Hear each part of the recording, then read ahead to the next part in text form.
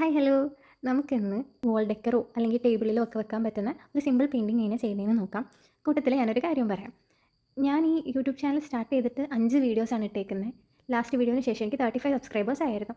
അപ്പോൾ ഇതിന് കൂടുതലും ഞാൻ എൻ്റെ ഫ്രണ്ട്സിനെയും കൊണ്ടൊക്കെയാണ് ഓരോ വീഡിയോസിനും കമൻറ്റ് ഇടിച്ചുകൊണ്ടിരുന്നത്.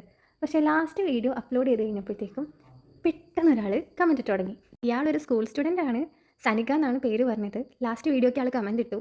ഒരു 5 മിനിറ്റിന് ഞാൻ നോക്കിയപ്പോഴത്തേക്കും ആളെൻ്റെ എല്ലാ വീഡിയോസിനും കമൻറ്റ് ഇട്ടേക്കാണ്. അത് ഒരു കമൻറ്റ് എന്നല്ല, 2, 3 കമൻറ്റൊക്കെ ഇട്ടേക്കാണ്. ഇനിയും വീഡിയോസ് അപ്ലോഡ് ചെയ്യില്ലേ, പെട്ടെന്ന് അപ്ലോഡ് ചെയ്യില്ലേ എന്നൊക്കെ ചോദിച്ചിട്ട്. ആദ്യം വിചാരിച്ചു ഫ്രണ്ട്സ് ആരോ ഫേക്ക് അക്കൗണ്ടിൽ വെറുതെ കളിയാക്കാൻ ഇടുന്നതാണെന്ന് വിചാരിച്ചു.